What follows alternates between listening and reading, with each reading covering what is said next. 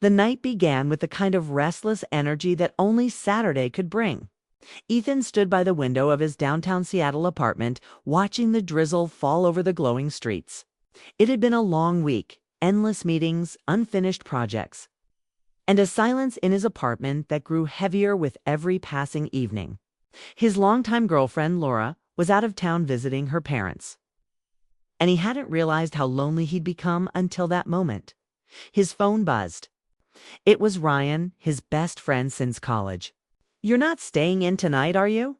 Ryan asked, his tone already carrying that familiar spark. Ethan laughed softly. "I wasn't planning to go anywhere." Ryan chuckled. "Well, change your plan. There's a new place on Fifth Live Band. Good crowd. You need to get out, man." Ethan hesitated for a moment. He wasn't in the mood for noise or crowds, but something in Ryan's voice, that stubborn cheerfulness, made him give in. "Fine," he said, "but you're buying the first round." By 9, they were inside the Ember Room, a modern club glowing with warm lights and low music. It wasn't wild or chaotic. It was relaxed, filled with people who came to unwind rather than lose control. Ethan instantly felt lighter. Ryan, on the other hand, looked like he was already home, greeting the bartender, nodding at strangers, flashing that easy smile that made everyone want to talk to him. They grabbed a corner table, and soon enough, 2 women caught Ryan's attention, Claire and Sophie, sitting across the room laughing over a shared drink. Claire had a calm confidence about her, the kind of woman who didn't need attention but naturally drew it. Sophie was her opposite, bright, full of laughter, her eyes alive with curiosity. Ryan leaned toward Ethan. "All right, my friend. Tonight, we're not talking about work or relationships. Just people. Just fun." Ethan shook his head, smiling. "You're impossible." But minutes later, Ryan was already walking toward the women, introducing himself with effortless charm. Ethan followed reluctantly, but politely. The introductions were simple, unforced. Claire smiled warmly at Ethan when they shook hands. "You look like someone who'd rather be at a quiet cafe than a loud club," she said. He laughed. "You're not wrong." That broke the ice. The 4 of them found themselves sharing a booth, talking about everything: favorite movies, travel stories, the strange weather, and the way Seattle never quite decided if it wanted to be cold or warm. There was no flirting at first, no tension, just connection, easy, human, real dot. As the night stretched on, the music changed to something slower. The noise around them blurred and conversations grew softer. Ethan noticed Ryan and Sophie laughing together about something while Claire sipped her drink, glancing around thoughtfully. She seemed like someone with stories she didn't often tell. "Do you come here often?" Ethan asked, half teasing. She smiled. "That's such a classic line." "I didn't mean it that way," he said quickly, laughing. "I'm just trying to figure out if this is your kind of place." "It's not," she admitted. "But Sophie dragged me here. Said I needed to stop hiding behind work." "That makes 2 of us," Ethan said quietly. Their eyes met for a moment, and something unspoken passed between them. Not attraction, not yet, but understanding. 2 people feeling the same quiet emptiness, masked by polite smiles. Ryan returned, setting down fresh drinks. "We're heading to Ethan's place after this," he announced. "The club's closing soon, and apparently I'm not ready for the night to end." Claire raised an eyebrow at Ethan. "Is that your invitation or his?" "His idea," Ethan said quickly. "But I've got coffee and it's warmer there than out here." They all laughed, and 20 minutes later, the 4 of them were walking through the misty streets toward Ethan's apartment. The city felt alive, taxis rushing past, the hum of music fading behind them, the scent of rain in the air. It wasn't about romance or intentions. It was just one of those nights that felt suspended between choices and chances. Inside Ethan's apartment, things stayed light. They played music, told stories, argued about which decade had the best songs. Ryan and Sophie sang along to an old tune, laughing so loudly that even Ethan couldn't help but join in. Claire sat beside him on the couch, quiet but content, her laughter soft and rare. like she was still learning how to let herself enjoy the moment at one point. The lights dimmed when the playlist switched to a slower song. Sophie danced in the middle of the room, pulling Ryan with her. They were laughing, not serious, just moving to the rhythm. Ethan and Claire watched them, both smiling. "You two make it look easy," Claire said. "They make everything look easy," Ethan replied. "Ryan's the kind of guy who never overthinks." Claire glanced at him. "And you?" He thought for a second. "I overthink everything." She smiled faintly. "I can tell." There was no flirtation in her tone, just honesty. But it made Ethan pause.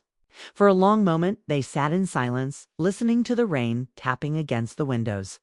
The air between them felt charged, not romantic exactly, but meaningful, like two people standing at the edge of something neither of them planned for. The night grew later. Ryan and Sophie were still laughing, sitting close on the floor now, surrounded by half-empty cups of coffee. Ethan caught Ryan's eye once, and Ryan grinned, that mischievous grin that always said, "Trust me, I've got this." Ethan rolled his eyes, smiling back. Claire stood up and walked toward the balcony. Ethan followed. The city stretched before them, the skyline glittering, the streets glistening from the rain. She leaned against the railing, her voice low. "You ever feel like you're living the same day over and over?" "All the time," Ethan said. "Every morning feels like a copy of the one before." She turned to him. "Then maybe that's why nights like this matter." He didn't know what to say to that. Her words lingered in the air, soft but sharp. He realized she wasn't talking about fun. She was talking about freedom, about feeling alive again. Inside, Ryan called out, "Hey, you two?" "Don't go philosophical on us out there," Claire laughed, shaking her head. "He's got good timing." Kay went back in, and the atmosphere shifted again, lighter, playful. But under the laughter, something had changed. Ethan felt it, and from the way Claire avoided his eyes afterward, he knew she did too. It was past 2 when they finally decided to call it a night. Ryan offered to call a ride for Claire and Sophie, but Claire insisted they'd walk. The rain had stopped, and the city air felt fresh again at the door. Sophie hugged Ethan. "You're quieter than your friend," she teased. "But you've got good music." Claire smiled, saying softly, "Thanks for the coffee and the company." Ethan nodded. "Anytime." When the door closed behind them, the silence in the apartment felt heavy. Ryan turned to him with that knowing look.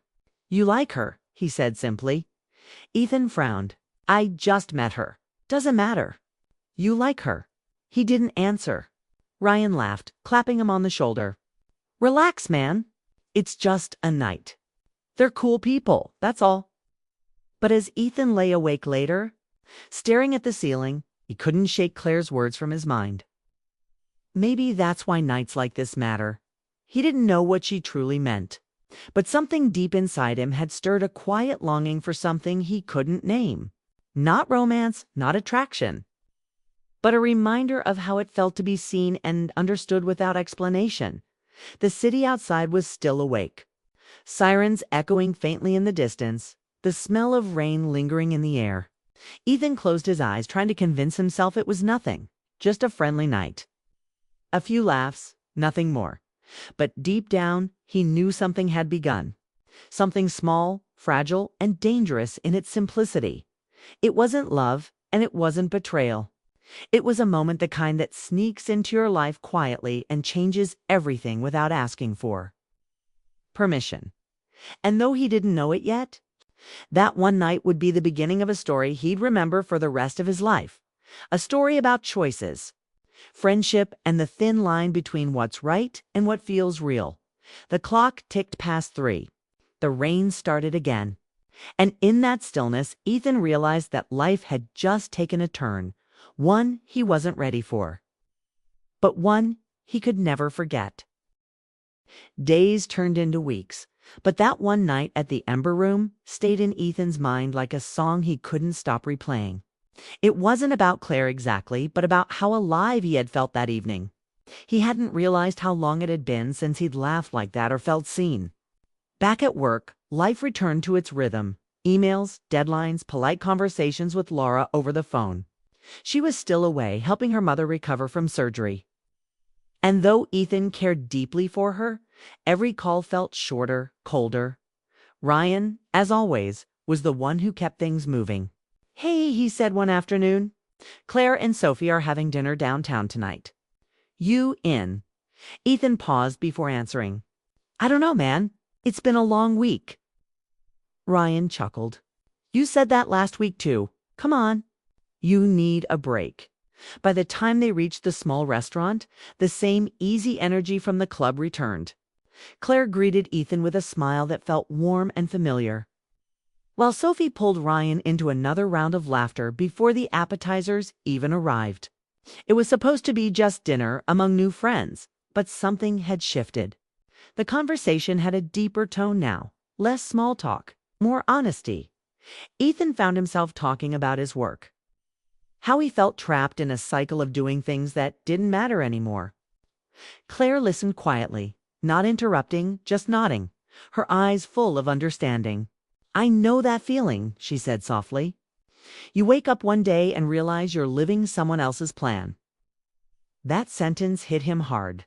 He didn't say it, but it was true. He had stopped chasing his own dreams long ago. Laura was practical, organized, steady. He loved her for that, but sometimes he wondered if stability had replaced excitement. Meanwhile, Ryan and Sophie were the opposite. They were playful, teasing each other nonstop. Ryan had always been the charming one, but with Sophie, he seemed genuinely happy. Ethan noticed it the way Ryan looked at her like she was the only person in the room. Dinner ended late, and when they stepped outside, the city lights shimmered across the wet pavement. Claire pulled her coat tighter. "You ever notice how everything feels different at night?" she asked. Ethan smiled. "Maybe that's when we start listening to ourselves."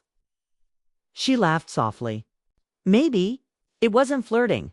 It was connection, quiet, real, and dangerously easy.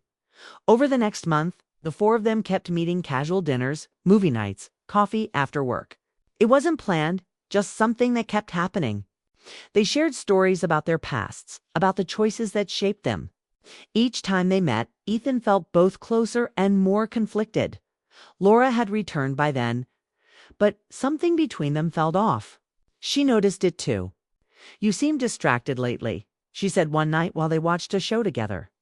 Ethan forced a smile. "Just work." But she didn't look convinced. That same week, Ryan invited him to a small get-together at his place. When Ethan arrived, Claire and Sophie were already there. Ryan and Sophie were sitting close, laughing at something on Ryan's phone. Claire sat by the window, looking lost in thought. Ethan walked over. "You okay?" he asked. She nodded. "Yeah, just tired. It's been one of those weeks."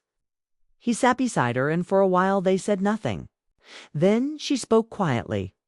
"Do you ever wonder how people fall out of love?" Ethan looked at her, unsure how to respond. "I think it happens slowly," he said, "like sand slipping through your hands." She sighed. "Yeah, that's exactly how it feels." Something about the sadness in her voice made him ache. They didn't talk about it further, but that brief exchange hung in the air. It's unspoken yet powerful. The evening continued with laughter and games.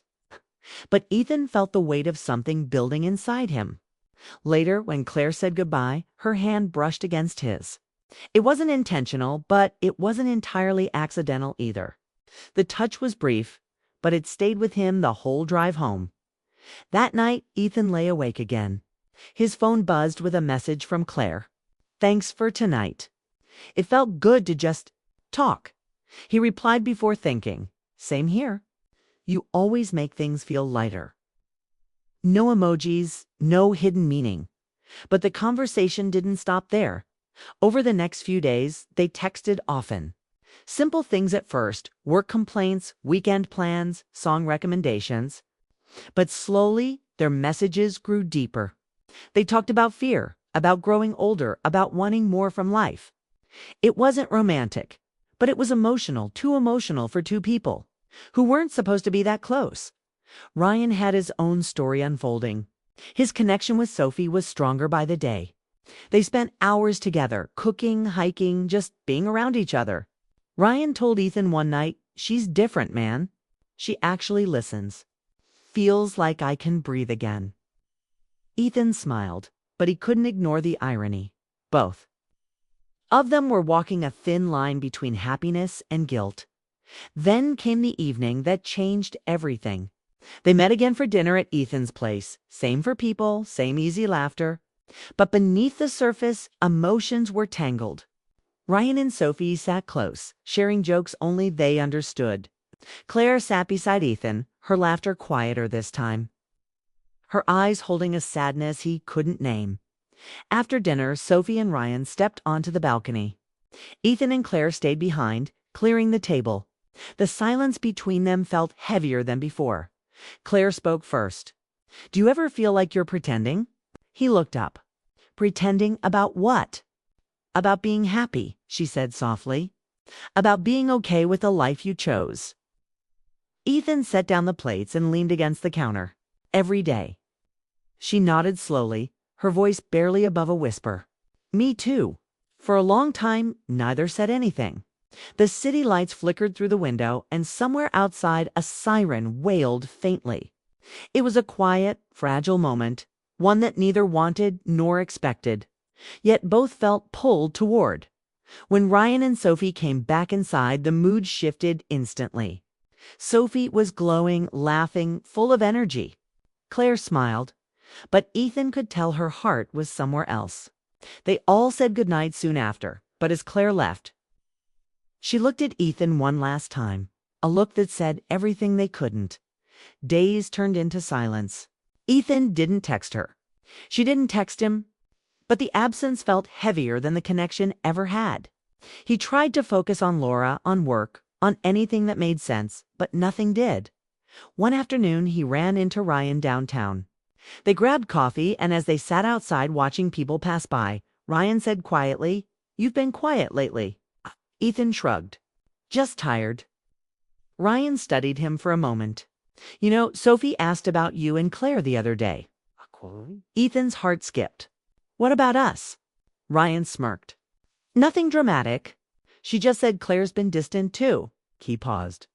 "You two didn't know," Ethan interrupted quickly. "Nothing happened." Ryan nodded, but his expression said he didn't quite believe it. "Sometimes it doesn't have to happen for it to matter," Quay said softly. That sentence stayed with Ethan for days. A week later, he finally texted Claire again. "Hope you're okay," she replied hours later. "I'm fine. Just trying to stay away from things that make life complicated." He read it 3 times. There was no anger in her words, just honesty. He typed a reply, then deleted it. Some truths didn't need to be said. Ryan's relationship with Sophie kept growing, but even he began to sense the cracks underneath. "It's weird," he told Ethan one night. "The closer I get to her, the more I realize how far I drifted from who I used to be." They sat in silence after that. Neither wanted to admit it, but both knew they were chasing something fleeting, a feeling, a memory, a spark that had nothing to do with the people around them and everything to do with what was missing inside. Then, out of nowhere, Claire sent one last message. "Ethan, you're a good man, but sometimes the right people meet at the wrong time. Take care of her. Laura deserves your heart." He stared at the screen for a long time. It wasn't dramatic, but it hurt. It was closure, simple and quiet. That night he told Laura the truth, not everything, but enough. That he'd felt lost, that he'd forgotten what connection meant. Laura didn't say much. She just looked at him with a mix of pain and understanding. "I don't need you to be perfect," she said. "I just need you to be here." For the first time in months, Ethan felt the weight lift.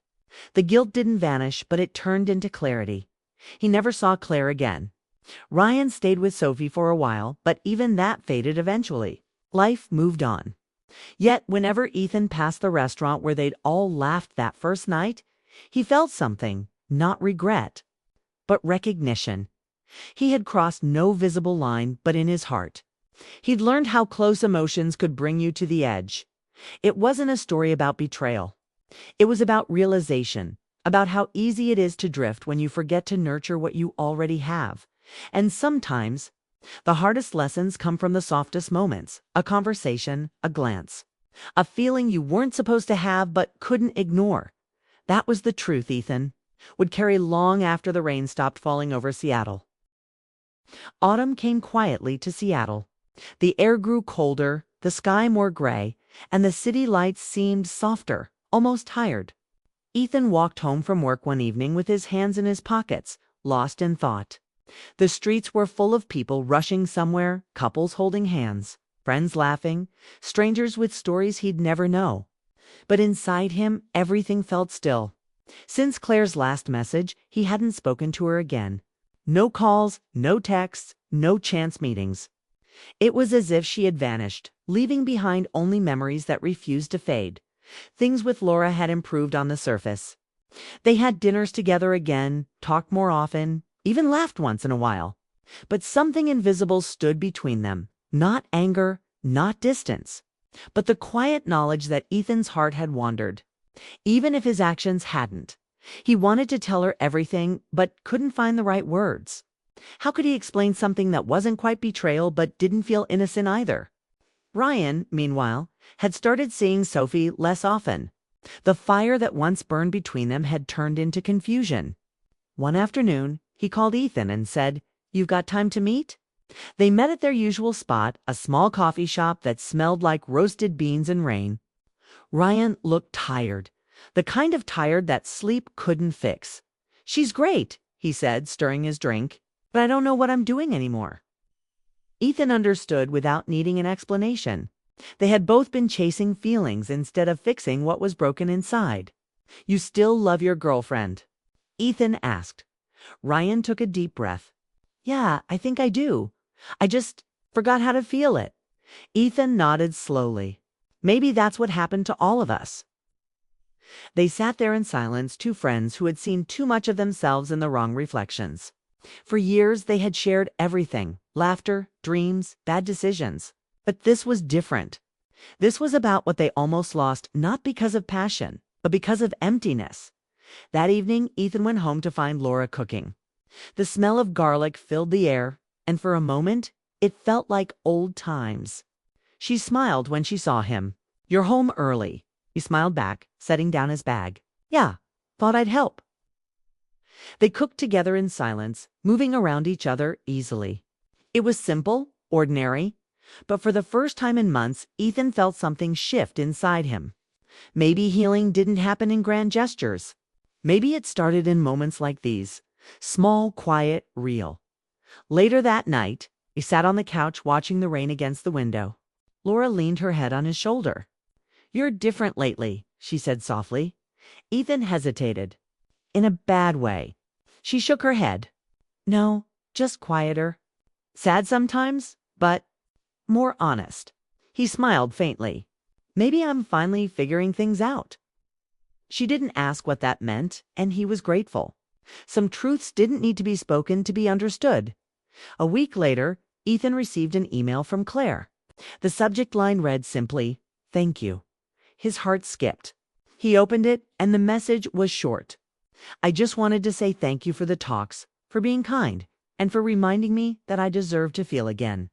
I'm moving back to Chicago next month. Take care of yourself, Ethan.